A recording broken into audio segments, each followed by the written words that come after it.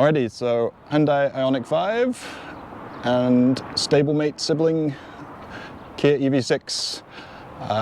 We're here at Burlington Mall, which is why you see illegal seafoods, but we're going to talk through some of the reasons for getting a Kia EV6, some of the reasons I got the IONIQ 5, what kind of things you might want to factor in as you think about these two cars on the eGMP platform. So I'm with Ryan, who owns the Kia EV6 Wind, right? Wind okay. Edition with tech package. Okay, and we're in the Gravity Blue, you said? Is that right? Yep. Beautiful color, beautiful styling. So how long have you had it? What kind of drew you to the EV6 over an IONIQ 5? Or anything else on the market for that matter? Yeah, I got it in late February, going into March, and honestly, a more drivers-oriented vehicle. Don't have any children, also just wanted something a little bit sportier and a little bit more stylish. The retro, while nice, is not really my style. When I saw this one, I was drawn to it. So it has that kind of more muscular stance. It feels a little bit kind of more aggressive in a lot of ways than the IONIQ. Nice on the curvy roads around New Hampshire. I think it handles quite well, especially if you throw it into sport mode. With the front motor engaged in sport mode, it kind of helps pull you through.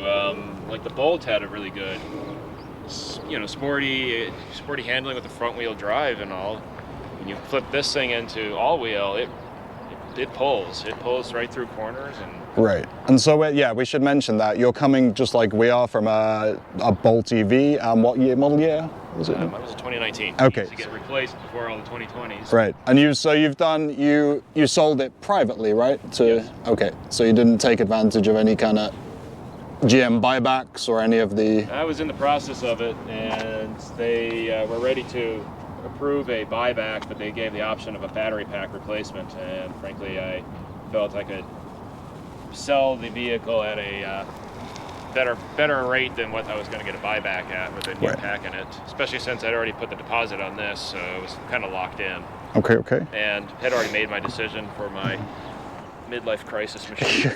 That's awesome. And you said you paid MSRP just as we did with the IONIQ 5, so we've both been. Dealership in Albany, New York. I mean, they've treated me well.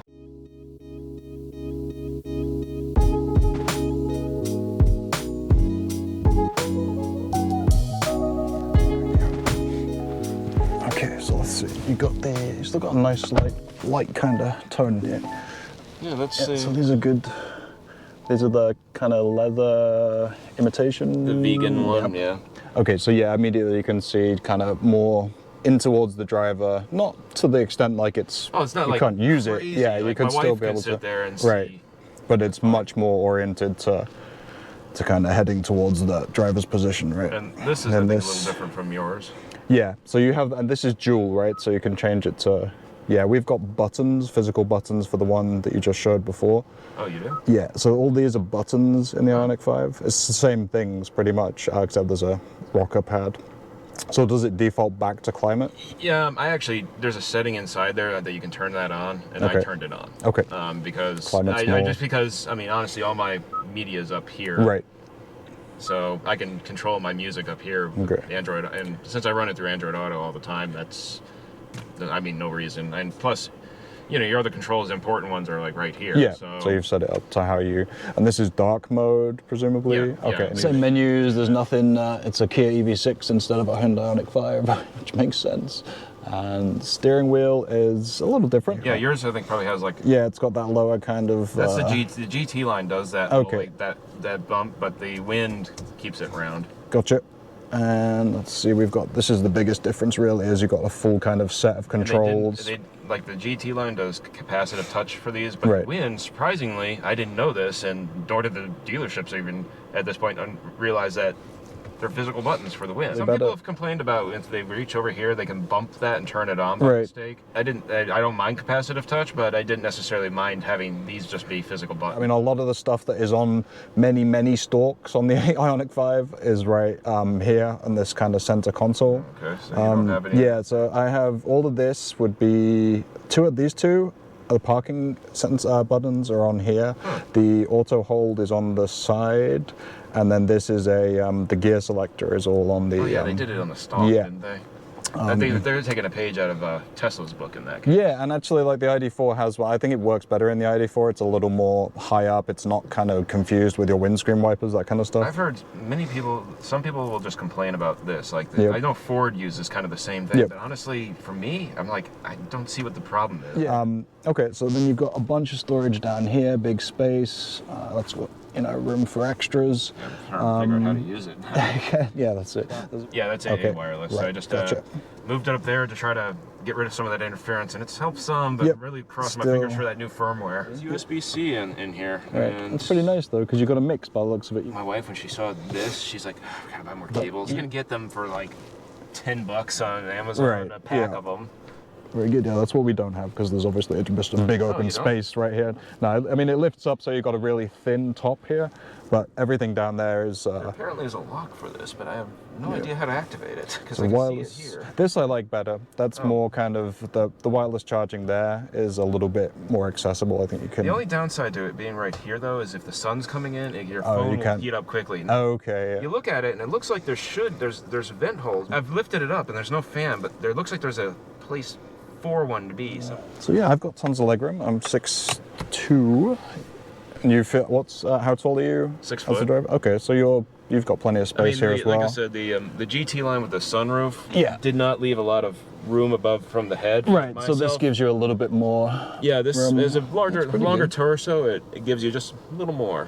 Yeah, and there seems to be good visibility out the back there. Obviously the headrests. Still, the Bolt still wins for I mean, that rear view camera. The rear view camera washer on the Bolt was like the one thing I miss. Is like, that was the best thing ever. The one thing I did like is with the EV6 here, and I think yours as well, the paddle shifter for changing your regen. You can still do like the regen on demand, where if you hold the paddle, it gives you that extra regen. And that was something, a carryover from the Bolt, that I was very happy that they included in this, because I mean, although the Bolt's regen braking was more aggressive than this one is, this one's a little more subtle as it comes on, but it'll start pulling harder. After getting kind of used to it, it works, and I'm still very happy that they allowed me to leave it in, level 3, and then I can just pull that thing to give me all of it when I want it. Yep. Okay, and does that, so you don't use iPedal all the time, presumably, because you're more out of the city? Even in the city, I just pull it when I want it. Interesting, okay. Yeah, because I found that I could just turn it to iPedal, and I pretty much do the same as I would drop it into L in the Bolt. I put it into iPedal in the IONIQ, and that's pretty much what I've used so far. I don't know, I guess I've always liked to leave it with level 3. I mean, I know some people that just want to turn it off completely and don't want to use it at all. So I mean, I get it, but it's different preferences. Yeah, and I feel like it's one of the benefits of an EVs. Oh, the glove box, you have to say, I mean, yours is probably the same as that really deep glove box where you just go, what do I do with this? That's all the manuals. Side storage, pretty similar. I think there may be slightly bigger bit. Oh, the sound system, Meridian. The Meridian sound system, the speakers are good. Bass, it's got decent bass. There's been a lot of complaints that the bass is really weak on this. Supposedly there's a software update that maybe addresses some of that. I mean, it's a 4-inch bass subwoofer, so you only get so much. I think the Bolt had a slightly better lows in it than the Meridian one, but I think maybe some software updates can correct some of these things. The sound wasn't a big thing, but the Bose system in that I don't think is as good as the Bolt. I mean, so we're kind of in agreement that the Bolt probably had at least better sound. Yeah, I mean, tiny bit. I think it's in the bass, as you say. There's a little more there, and also it doesn't give up the rear space under the floor to the subwoofer. Under is the same problem as yours, but I found some usage. And you're tidy as well. That's what I need to sort out. Well, I found if I didn't tie those in, they were going to fly around. Well, yeah, you get some Velcro stuff and it sticks right to the carpet, but if you don't, it's sliding everywhere in there. I feel like there's a whole video in your connectors just going through what you've got here. There's some camping. Is there a TT30 in there? You've got a 1030 to a I've got the Nemo. 1450, I've got the 1430, I've got another type of I think it's TT30, it's been a little while. This is where the electrical engineer stuff comes in. Yes, like, all right, you know what you're doing.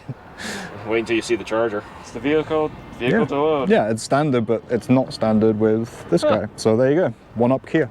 Kia did not does not provide a charge cable. Right. Well, that's. I mean, I don't know if. I mean, I don't need it. You know, most people are going to have one already Yeah, because they're coming from a previous vehicle. Like, well, you can honestly say when it came to them making that decision, there was a lot of people not happy about that. Myself, like, I was like, I get where they're coming from, but I'm like, I don't need it.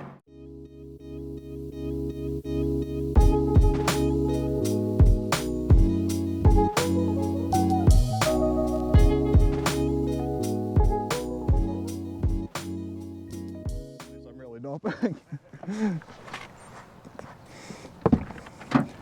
How do you like the headrests?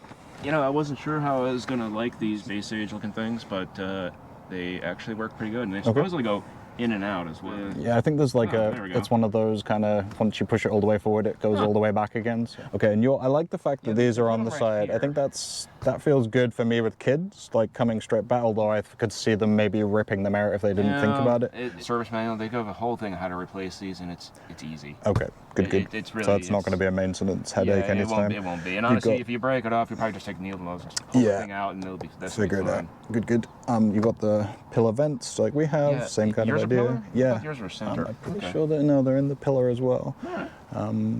Yeah. So the only downside I find is the cup holder here.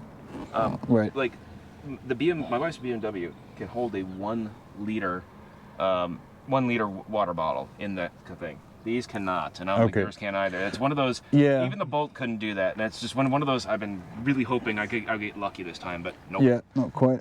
Yeah, there's a few little design things, but I mean, as you said, nitpicky, right? You get down to that. Yeah, I'm not bagging them on that. It's whatever. It's just the thing. But my legroom's still good here. I got my feet underneath the seat there. That's going to be comfortable.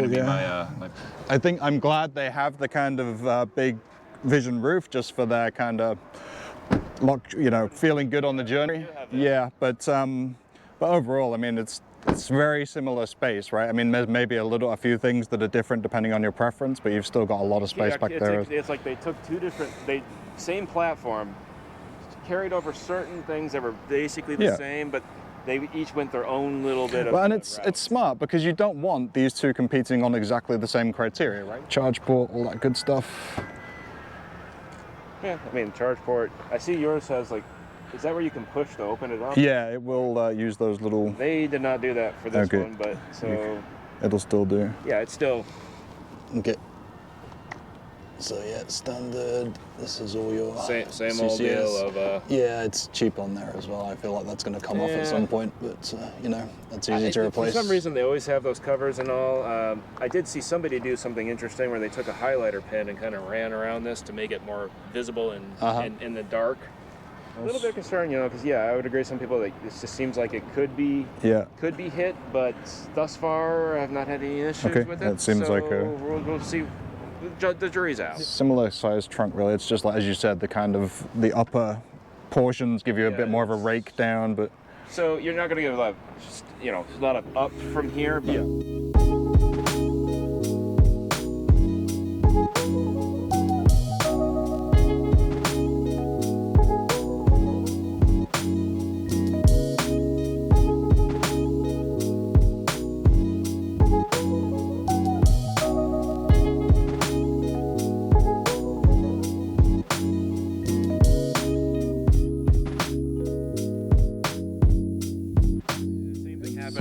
the EV6 did the same thing where the rear-wheel drive ones only with no front motor didn't get the deep frunk. I think that's a supply chain problem. Yeah, that would make sense. Okay.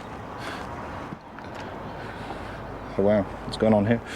This is my portable charger. Okay. Custom built. Wow. Okay. So what is going on here? What is this? That's you saw those other plugs. Right. Okay. So that's your. Quick connect, so it can mate to anything. Okay. I can tell it what charge rate I want to go from, so I can adjust it for the outlet that I'm plugging into. It's because this is all Wi-Fi connected as well, so I connect through my phone and tell it how fast I want it to charge and adjust it.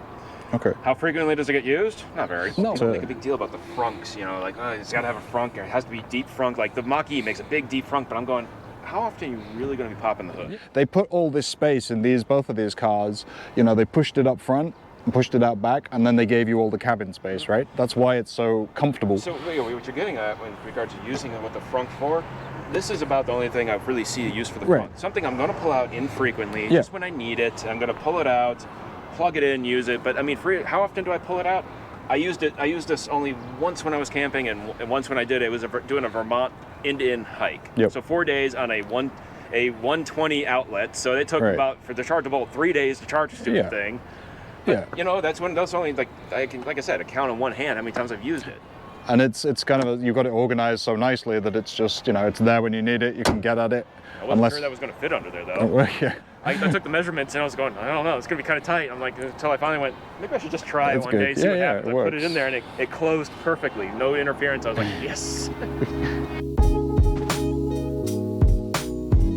I mean, that's, you can kind of tell though, you know, your choice for going for the EV6 is the driver focused, a little more sporty stance, you know, having that kind of, the bumping range is probably nice. I mean, we should talk about that a little bit. And, What you know, your styling preferences. Yeah. Like the retro look for myself, just, you know, okay. Yeah, it wasn't, yeah. Okay, I mean, yeah, I played Nintendo back when I was a kid and Yeah. everything. I mean, I'm from that generation, but, you know, I like the little more modern look. And that's personal preference. There's so much of that. It's nice. These two cars should exist, right? Because we want to have people want to go with that style. Who just pulled in? I mean, Well, that's it. But I mean, we should also point out the EV6 had like 2 months behind the IONIQ, right? So it's a lot harder to find them.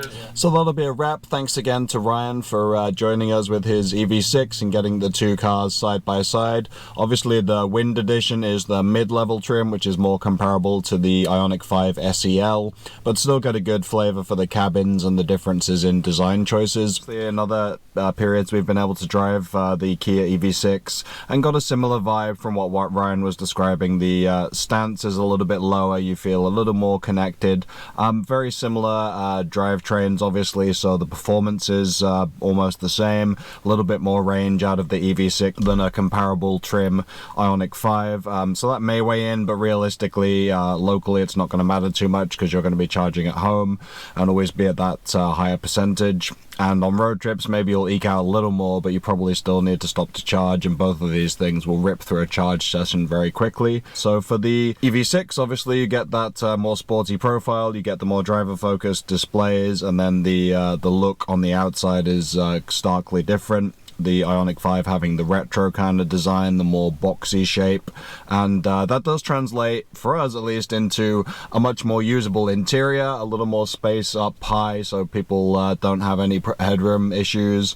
Really customizable cabin with the sliding console in the center here, the rear seats going back and forward. So for us as a family of four, customizable storage space and seating space is a very big deal. Obviously for Ryan, not having the kids back there, he's much more focused on what the driver gets, what the passenger side gets, and that's more to his liking. So, you know, it is going to come down to which do you prefer in terms of exterior design, and then really what kind of cabin focus do you prefer. There's a few little things here or there that the EV6 will have that the IONIQ 5 will not, and vice versa. Let us know what you'd choose down in the comments. EV6 or IONIQ 5? Would you go for something completely different? Let us know down in the comments. Thanks as always for watching, and we'll see you in the next one. Cheers.